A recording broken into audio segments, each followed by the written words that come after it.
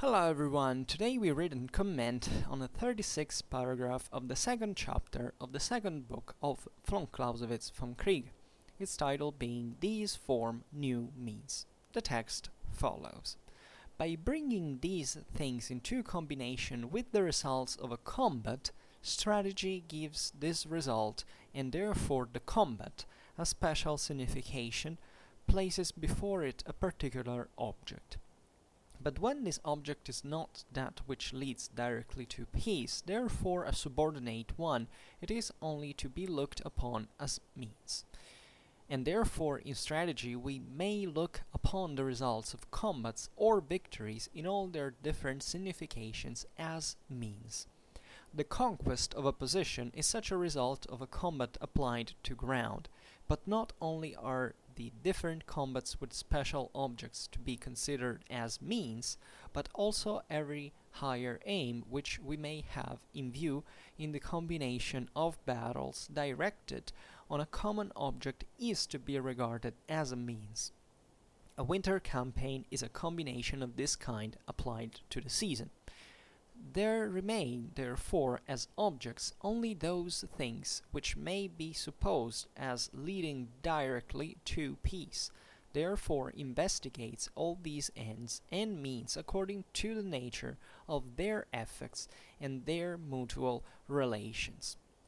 So this is a very important paragraph, conceptually speaking, because in here von Clausewitz starts to go a bit deeper into the relation between combat and strategy, or the outcome of combat, its significance for strategy, and stressing essentially how every fight, every tactical dimension has its own peculiar space within strategy, and he starts from which it acquires further meaning, right? And this is a bit the connection, in fact, that exists here between the circumstances which attend the application of the means of strategy, that are the ones, for example, we have listed here: time of the day, weather, and that means in strategy. But of course there are others that we will investigate over time, but these are already, for example, the ones, and they are named for this reason because they are always influencing, right, the way a strategy is carried out. And therefore, in here, the combination of these factors basically form new means. That is, that combat, essentially, in the way it's formulated, is going to be influenced by these factors, and therefore becomes by itself a new mean, essentially, that is used as such by strategy. I know it's not particularly clear in the way I exposed it, but now let's get a bit deeper into the matter, right? So the title, These Form New Means, is referred to the previous paragraph, that the title which being circumstances which attend the application of the means of strategy, right? So these form new means on their own, right? Because there is the multiplication, we can say, of combination of factors that reflect naturally on the way we wage war, right? And therefore we applicate in a way that forms new aims and new means at the same time, right? This is particularly important because it's aimed to make us understand how essentially the way every single military scenario evolves happens on the base of all these factors that come along the way. That literally, I mean, we can't foresee largely before, and that therefore have to do, however, still with certain elements that if we can't predict, we can at least know that are there, right? And they, in general, present with certain difficulties that we have to overcome. And that's why in the paragraph, for example, von Clausewitz makes the example of the season. Winter campaign is waged normally in a way that affects naturally the outcome of that campaign, but still the campaign, for many other factors that are, however, related still to the weather in this case, and the time of the day, partially also because we have seen that includes, for example, the time of light, the time of darkness, etc., make this thing evolve in a particular situation. that, however, is based on many other variables that have to be considered step by step, and that at the end of the day we can't ultimately consider probe. So by starting to the text, he writes, by bringing these things into combination with the results of a combat, strategy gives this result, and therefore the combat, a special signification, places before it a particular object. So what does this mean exactly? When there's a fight, there is a battle, right? So we speak from a merely tactical point of view. There are circumstances that, as we have seen, always impact whatever is going on. There are the time of the day, the weather, and the locality, the terrain, let's say better. So the battle is fought. It has a certain outcome. At this point, this outcome is to be taken by strategy, right? This fight has not happened just randomly. Two armies materialize in a plan and started fighting. In a plane, and started fighting. No, they were brought there. There was already a strategical direction in the waging of this war, as always. And at this point, right, and strategy gives to it, so to the fight that has to be produced. So also other fights will have to happen, but also the same one that has already occurred, a special meaning, right? A meaning that, as we will see now, is strategically declined. I mean, it's at least conceived exclusively in relation to strategy, as that combat specifically was a mean to achieve something else. And that's what happens here. That's what von Clausewitz has just written, that strategy assigns to combat a particular aim. This is actually clear, right? You can't see, now we'll see it better, but it's obviously the case, right? Think about, I don't know, after the Battle of Asculum, that Pyrrhus, bled white to defeat the Roman legions, and he said, if another battle like this and we're done for, because objectively he needed his men also in terms of actual numbers of troops to continue its Italic campaign, and that is a strategical need, right? So that particular combat, that particular battle had its own meaning in this picture, right? And that's what is given to it. Otherwise it would be purely tactics, right? And it would be just like a football match where you have just for fun, but it's not what combat is. It's not what strategy is and war is, right? In a hierarchy. It's not because combat is determined also by those strategical conditions. This is the important thing. And that's also why you can't abstract a fight out of its context. It's not just a matter of where the guy came from mentally or culturally, or what's the mere objective. You have to consider it as always a compenetration of strategic factors into tactical ones, and vice versa as well, because naturally strategy reasons in terms of also how can I attain a certain achieve a certain result on the field, because that's what strategy actually does. It uses a mean that is combat, so it has to reason in those terms. Strategy doesn't have sense without combat, and therefore without its tactical element. It can naturally do things that are not combat strictly meant in terms of maneuvering and disposing, of combat where it has to happen, but everything gets down to that fight, and that's essentially it, right? We have already seen, and I remember we're at the beginning of the second chapter, maybe the first chapter of the second book, how von Clausewitz distinguishes also, all what pertains, for example, to the actual operational dimension of, I don't know, logistics or military medicine, whatever, as something that naturally has to do eventually with strategy, with tactics, but it's not strictly militarily referred to it, right? Digging a ditch, for example, can have military consequences, but it's not part of the theory of the art of war as such, right? That gives for granted, of course, that these things are there, and that have to obviously have the means that, I mean, has to have at its back this resources available and capacities and abilities there. But the way war is waged, it really gets down to combat at the end of the day in the strategical picture. Now, von Clausewitz here says, but when this object, so the object that that particular combat had is not that which leads directly to peace, therefore a subordinate one, it is only to be looked upon as a means. So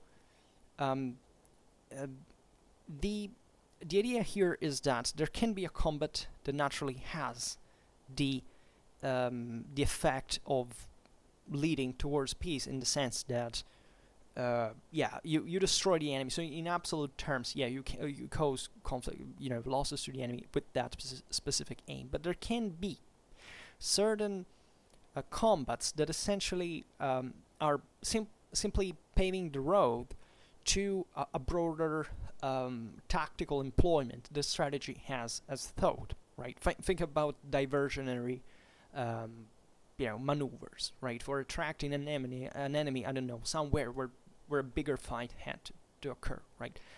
This makes you understand what this really means, that there are certain combats that at that point are not directly leading to peace, because they are not aimed in that specific moment at actually defeating the enemy directly, but they are rendering it available by strategic means, in fact, to defeat the enemy through combat in a certain situation. And of course, every strategical action has this specific meaning, because of course, unless of course you can make mistakes, so okay, you make wrong moves, that can mess up things, and it does happen, it always happens, right? Every operation is mistaken by a certain degree. But at the same time here, it's important to realize that every aspect of every combat, every tactical dimension is finalized, we can say, to a broader strategic picture. And von Clausewitz writes, and therefore in strategy we may look upon the results of combats or victories, right, which is obviously the same thing, meaning depending on how it's gone, in all their different significations as means. Now, this is particularly important because it makes you understand that even the bigger the size of victory, right, that puts an end to war, effectively, always remember that von Clausewitz says that the only decisive fight is the last one. And he's pretty damn right? That's particularly, but that enters also in a kind of a philosophical and physical context that we will discuss when we will encounter that specific phrase, which is not the case in here. But it makes you understand that even the bigger decisive fight, right, that isn't imminently, maybe, I don't know, the enemy army is literally wiped out at that point.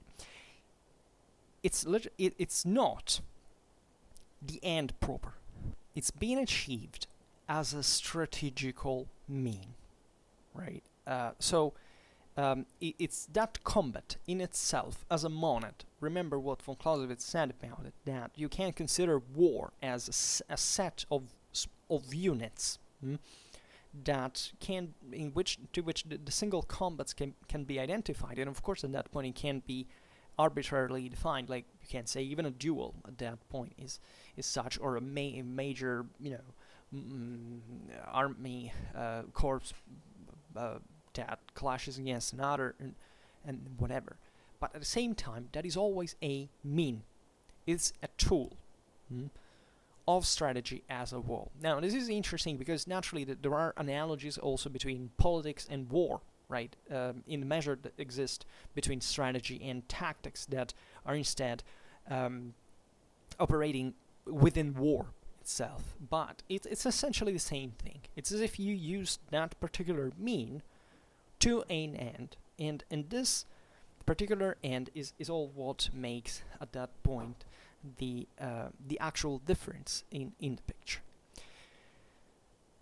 Because without that, combat would have no mean, right? You could fight just for the sake of it, like as if we were ants that, whatever they encounter as an enemy, that they recognize as an enemy, that they have to wipe it out. If we left the world military being operated by ants, we would get destroyed in a nuclear holocaust in a couple of weeks, right? But we don't do that, because just as politically speaking, we have no interest, for example, wiping each other out, even when we hate our own gods, because the cost is too high for ourselves. Well, so strategy is with tactics. You don't go there just to crush someone for the sake of it. Your objective is to achieve victory, which is important though, because strategically speaking, here we're still talking of strategy in theoretical terms. So strategy as such is still subordinated to as war in general, as the major dimension of war, as or the totalizing dimension of war, if you want, and with tactics subordinated as a mean, is operating on behalf of politics, right? So when you hear this, in fact, I was asked recently about it in one of the videos like this, but strategy, when we talk about strategy, is this an absolute, in terms of aims, of objects it has to achieve? Is it an absolute or a relative term? Like, as we have seen, strategy as as an object to achieve peace, literally, right? So you may think that you could mistake it for the political aim. That's not the point. Strategy here is dealt with by von Clausewitz as if it was like left free, right? And the objective of strategy is obviously to annihilate the enemy in a way or in another, which doesn't mean necessarily destroying it physically, right? The important is that you put him in the condition of not fighting, right? So that you can compel the enemy to fulfill your will at that point, politically speaking, because you have achieved peace, right?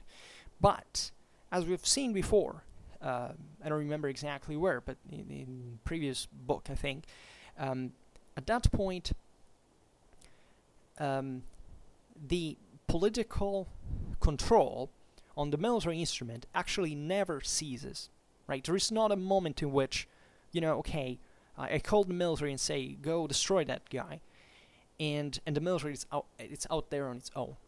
It never happens. It cannot happen by definition. It never happened historically. It doesn't happen. It will never happen.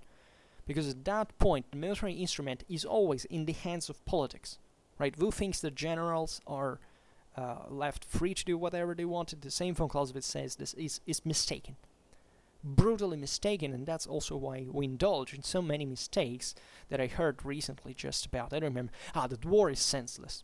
We have invented this thing now, that war is senseless, that war is this terrible thing that happens as if it was for the sake of itself. War is exclusively a political mean. War is not more than a pistol in the hand of someone, and what can be messed up or not is in the head of that person.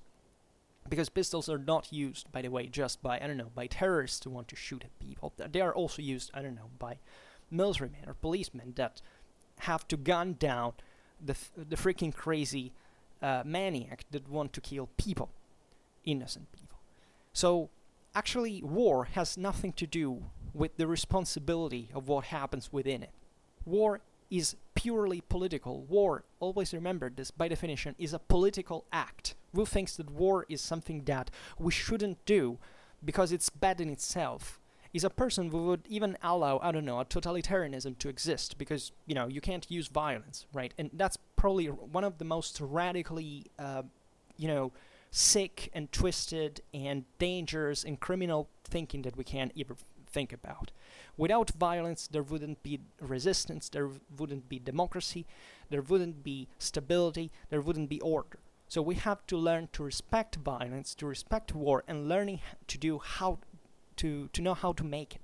Right? And this is what von Clausewitz is for, to avoid such idiotic comments such as that war has no sense, because only a person who is historically literate or civilly literate or politically literate could think in these terms.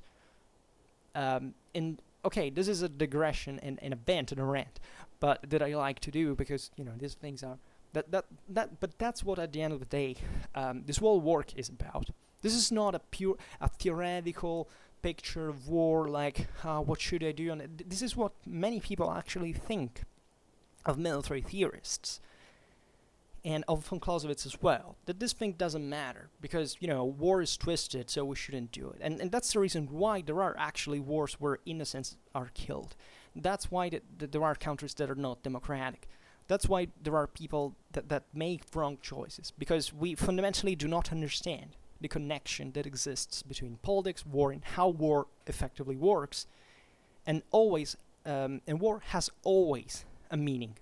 Always, right? And who does not understand this meaning is because it fails to recognize that there is actual someone's responsibility for a military action, which is a political act all of the times, right? So you can't see that it's senseless, I don't know, to send children to fight because the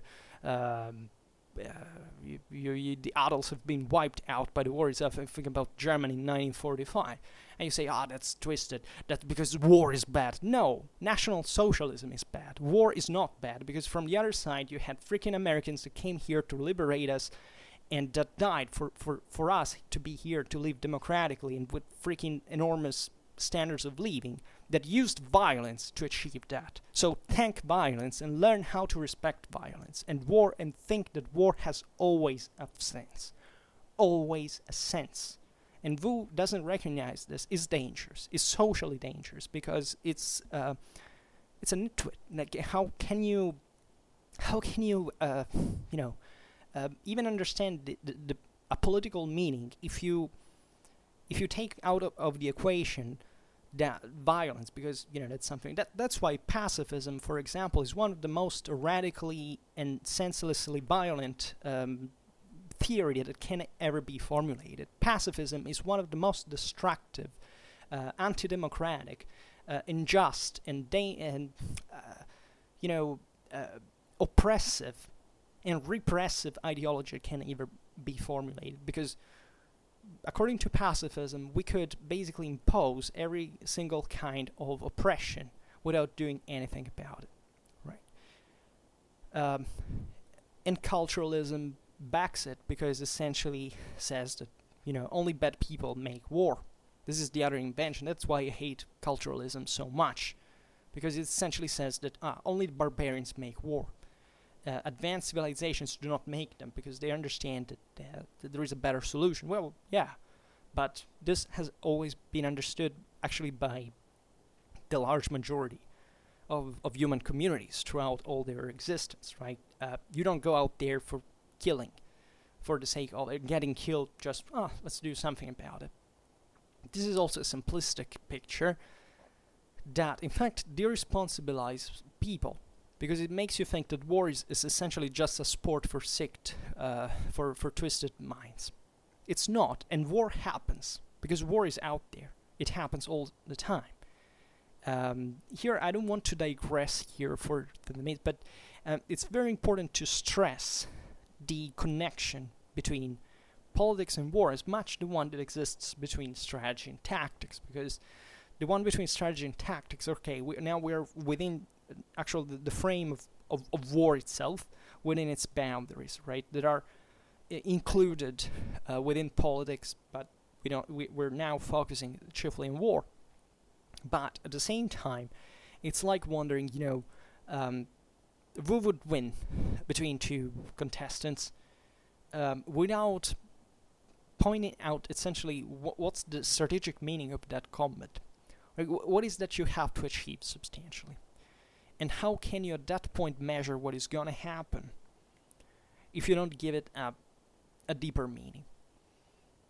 like outside of combat, of the tactical dimension in itself. And that's why you have a lot of problem with this, because there is an enormous attention toward, I think, in popular culture towards combat in itself. There are lots of people who are obsessed with, weapons and armor and fencing and, which kind of thing makes it better. But the whole deal has a sense only if you give it a context, and more than else, you venture beyond a more evolved reasoning that is actually the strategical one. Because tactics is easy, strategy is not. Strategy is a freaking mess, and it requires an enormous intelligence to understand, compared to tactics. And that's where we stop normally, as we stop to instincts and emotions sometimes. Even when we acknowledge that, of course, there is reason and intelligence behind the thing. But it's still driven sometimes as an interest by essentially, boasting your own individual dimension, right? And that's what many people stop to, even from a strictly tactical point of view. How much interest is there, for example, towards weapons and not towards formations, for example? I mean, actual combat units and how they interact. Like, no, because it's easier to think like an individual guy, sword in hand, that does things. But where's the fun in like, after you have gotten the essentials, what that single combat can be, you have to evolve a little bit, right? And that's why war is so difficult. And also, historically speaking, I mean, to understand in many ways, but also why it is overwhelmingly so. The more it gets to the more concrete matter of the story, because people tend to think that the most concrete matter of the story is the individual soldier dying in combat. It's completely not the case. The most important side of the story is what's happening in the chief of staff level, where they have to decide whether millions of those individual soldiers will live or die, according to, depending on a strategical decision. But nobody cares, because that's difficult, right? Nobody cares. We also distrust generals. Those evil generals, sent all those poor, brave soldiers to die in general. So just a bunch of evil, posh individuals who look from the above and don't know what it really is to sacrifice. It's really not the case. But these ideas are filled. Just think about the reputation that the military elites have when we think about World War I. Many people are actually convinced that World War I was a useless bath of blood because chiefly, because tactics were obsolete and stupid, and those generals hadn't understood how it worked, and all these people died. We were dumb asses. We would have done so much better with it, right? Yeah, we would have really gotten it, right?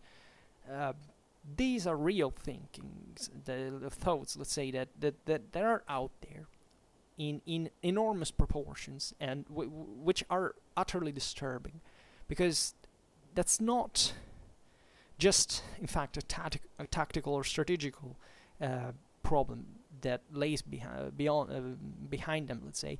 But beyond, there is,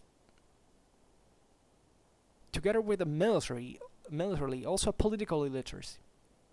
And that's what's dangerous, because not much has changed. And if so many millions of people died in World War I, it's exactly for the same reason why certain people today look at World War I in those terms we have exposed. And I'm very serious about it, because it's really the same thing repeating itself. Like, that I'm not a fan of the idea of history repeating itself. Actually, history never repeated itself, not even a single time, unfortunately so. But humans tend to reason at certain levels that are that simplistic, and we know it by default that with the lack of education or awareness about certain topics, that these things happen, and therefore it's not a matter of making that particular choice that makes a mistake. It's simply not realizing the magnitude of the problem, which is what most people, I think, look at war like, right? Thinking that it's about just the emotional side of the story. It's about the poor, brave, timid soldier who goes to war and remains shocked about it. There are massive political implications, social implications. It's changed the history of the world forever, but nobody cares about them. And guess why? Because it takes a lifetime of studies to learn them. Right? There's not on this earth a single person that can dominate, for example, the entire literature on the Vietnam War. And then you start complaining about the individual soldier. Let's make an effort to understand as much as we can of the broader picture, if we can, passing through the details, of course. We need specialists, we need people who achieve that specialization, but knowing that the magnitude of this problem, naturally specialists know that. But this is another story, it's more a historiographical dimension, but the meaning of combat. This is what we must learn. Before combat, like in itself, I think it's you can go. I mean, didactically speaking, if you really have to start, probably it's easy to start from tactics and then passing on to strategy. But always bearing in mind that specific combat has that meaning, right? And here Von Clausewitz makes an example. It says, and actually we had to conclude the phrase because he said after the semicolon, and therefore in strategy we may look upon the results of combats or victories in all their different significations as means. Okay, we had actually explained it, sorry, but okay, clear. This is very, very important as a concept.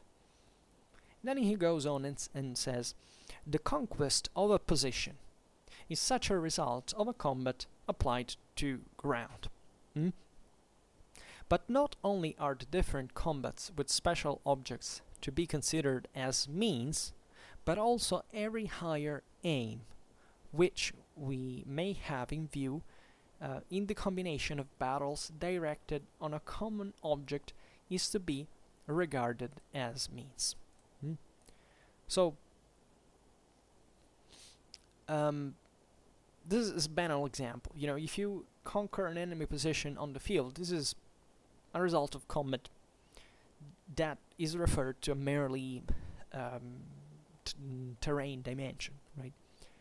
But not only the individual combats with their own particular meanings constitute the strategical means, but also every unity of superior order constituted by a combination of combats directed towards a common goal, right? What does this mean actually? Well, this means that if you take all these small units that single combats represent, and as we've said before, there can be infinite ones, these all have a value, not just by themselves, but when combined with the others. In other ways, right, when you get to the decisive battle, for example, that has a meaning that is loaded with the whole strategical picture, and therefore with all the other combats that brought you to that resolutive point, right? So this makes you understand how this is not just a descriptive statement. This is really understanding that probably throughout all that way, for example, you have learned something, and that constitutes part of strategy, right? Because these combats acquire new meaning also, I mean, through a cognitive dimension. I mean, you may fight a war and not clearly understand what happened to make you lose it, right? Or at least understand it better or worse, and at that point maybe making it better or worse accordingly, if you were to to cope with a similar situation again, right? Von Clausewitz makes this example that is a winter campaign is a combination of this kind applied to the season. What this means is that if you take this circumstance that is presented by the season, that has naturally impact on the weather, time of the day, on the terrain overall, well, you realize that these variables altogether bring this campaign to acquire a specific meaning that derives from every single one of them, but combined, right? And plus lots of other variables that are basically infinite, depending on, by which standard approximation you wanna obtain. So I don't know how clear this is, right? Because it's not. Sometimes you, especially if you start reading these paragraphs out of the blue, you may wonder, but what is he really talking about? Like von Clausewitz stating this thing. Well, that's what we repeat many times with the Vom Kriege. You have to keep in mind, possibly, of course, and impossibly at a certain point with, by human standards, but not von Clausewitz was, evidently. Every single thing that he has written in here, but even more important, I would say, for a healthy reading and study, is to understand broadly how these information, these considerations, frame or make sense within the theory that is being developed here, right? So don't be confused, even if we switches from these different dimensions from combat or the circumstances of the that influence the theory as variables. I mean, it's actually all part of the same concept, right? And that's what you have to achieve in terms of awareness when you read von Clausewitz. That all this is not, you can't treat it as it's made to be read step by step, but it's still made to be interpreted in the whole picture, right? All of this has sense in a broader picture, right? All of these statements make sense, of course, by itself, but that also you must have understood, that for which you must have understood before all of what is being written, right? Then he writes, there remain, therefore, as objects, only those things which may be supposed as leading directly to peace. Theory investigates all these ends and means according to the nature of their effects and their mutual relations. So this is perhaps a bit more complicated to frame in the whole picture, right? There are, let's say, final aims, right? There are aims that are properly called, so objects that are properly called so, that are the ones that immediately bring to peace, in the sense of what? Not the peace meant politically speaking. Politically speaking, you can employ strategy without caring a freaking damn about peace. But this is typical especially of the defenders. The defenders wants to protract the fight. They have all the interest for it, tendentially, right? This thing von Clausewitz is referring to is to strategy theoretically meant, which doesn't mean abstractly meant, it means theoretically meant. That is, remember that diversionary maneuver, for example. Well, that is, let's say, collateral to the whole picture. And it's still framed in these objects that overall conduct immediately to peace. There is a degree of a gradual one that you can't isolate. You can't from which you can't detach what is the action that is framed within what leads directly to or indirectly to, right? Because at the end of the day, they all have a meaning in a certain direction. So what von Clausewitz says is that theory, as such, is essentially looking at not what all the things that can happen, right? I would say theoretically, but at this point it sounds too close to, that can hypothetically happen. Let's put it in this way. But those that we know that lead to the final aim of strategy, that is, arriving to peace in the sense of defeating the enemy. This is also what we may have to understand. Strategy has not an object of reaching peace for, because it loves peace, right? It has to reach it because it has defeated the enemy, and this happens bloodily and violently, and without any form of mercy, because that pertains to the political mandate. It doesn't belong to strategy. Strategy is just framed within war, and war has that objective, and you have just to annihilate your enemy. That's where you can arrive to peace, right? And that's why, paradoxically, it's the attacker that loves, usually, peace more than the defender, because it's effectively the one that wants this gotten over as soon as possible, right? And because he has started it in the first place, and not just for, fun, but because he wants to get somewhere, hopefully, which is what happens in the real world. Right, so you can't say that. I don't know.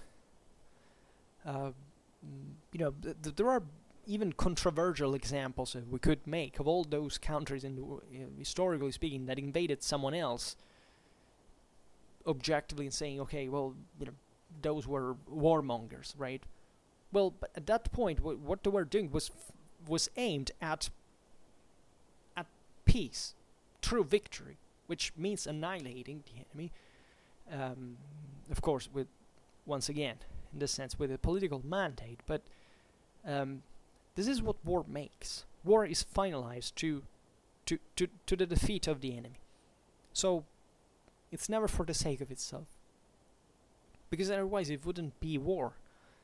And by the way, where would that be framed realistically as, you can find, I don't know, certain individual dynamics, behaviors, saying, or I don't know, even simulating warfare. Think about tournaments in peacetime during the Middle Ages. There were actual war, telling the truth. I'm talking about the early times of tournaments.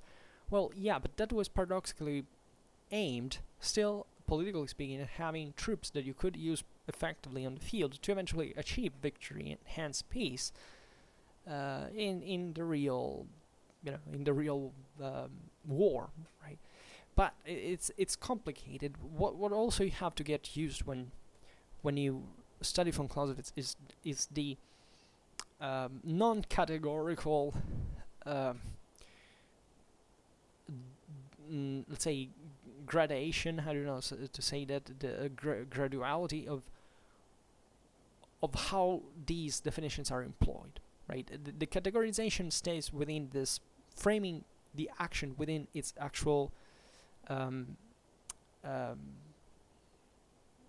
mandates and to which dimension they pertain, but not the degree by which this happens.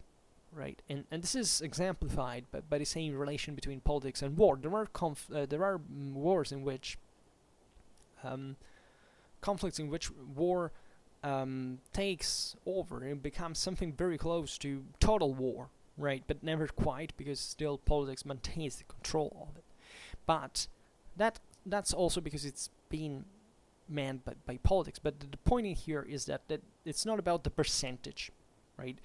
Also because of the relations between how political and how military this action is, because that varies continuously. The important there is what are the moral forces employed and with which aim, and how does this change?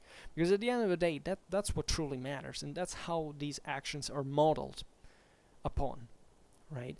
So now I'm glad to enter finally in this bit of more constructed paragraphs, because they're actually crucial for understanding what we're talking about. These paragraphs are setting the ground actually for very important things when we have to observe war in ways it's actually waged, in the theory of the art of war that we're starting to define here.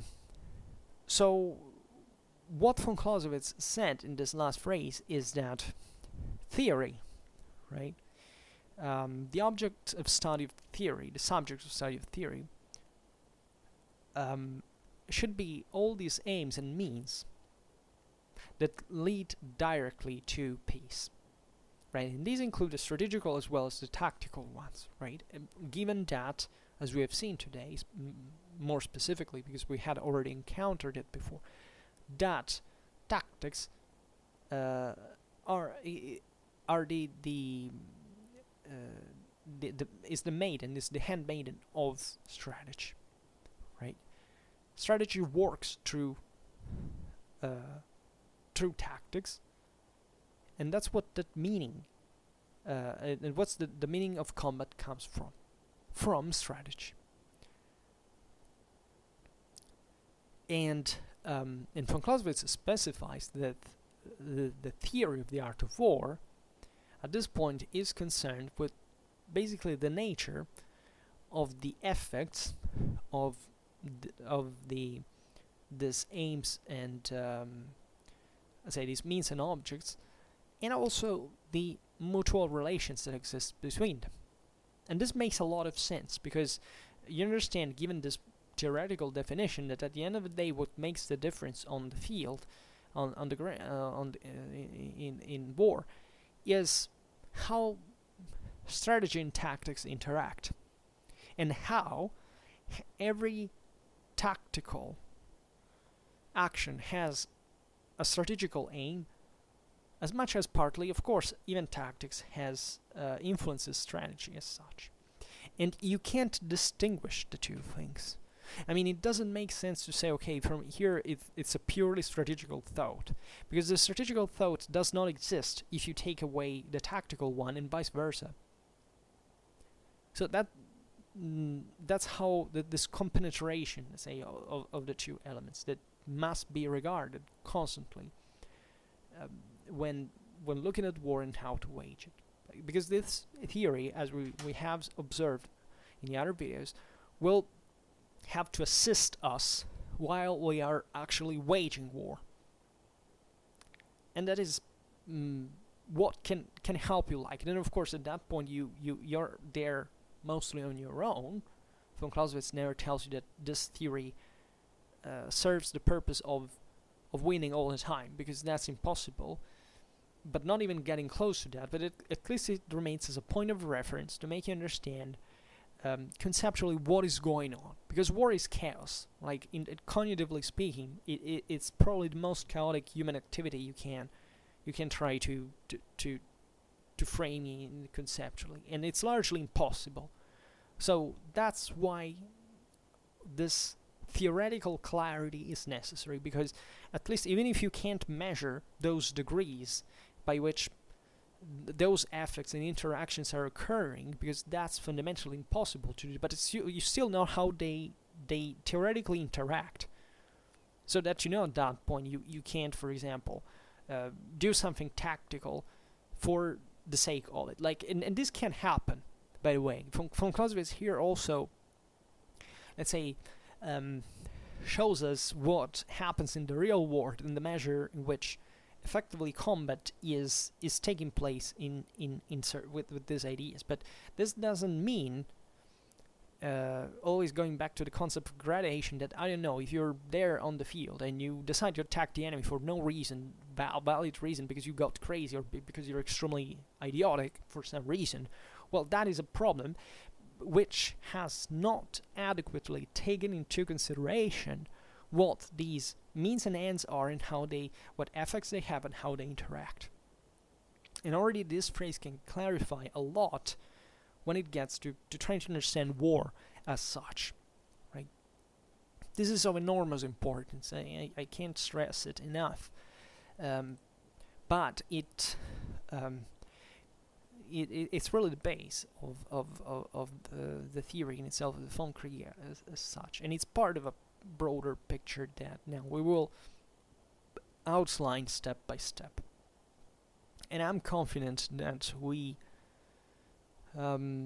you can really profit from this analysis. I mean, I don't know if well, okay, this is just my thinking about how this series can be considered even by external viewers, let's say. And it's not easy, right? Because I don't know anyone who's done this so far. I don't know whether anybody will ever watch this thing. I know that some of you do, actually, and I'm very flattered by it. But it would be interesting for it to be really put forward, like, and there is an enormous resistance in order to understand it. Like, this is the real thing. There is an enormous attrition and resistance for understanding this because it's counterintuitive. It does go against intuition. It's not easy. It's not instinctive. It's not natural. War is built over reason mostly, and all this theory must be digested. It can't be simply read and understood immediately. It must be concretely realized. But anyhow, for now, we can stop it here. Naturally, we will go on with this. Try to make it as simple as possible. Albeit it's really not. It has great implications. But for now, I just hope that you enjoyed this video. If you did, please share it. Otherwise, leave a like or subscribe to my channel if you're interested in my upcoming contents. And for now, I thank you heartily for listening to me. I wish you a nice time and see you next time. Bye.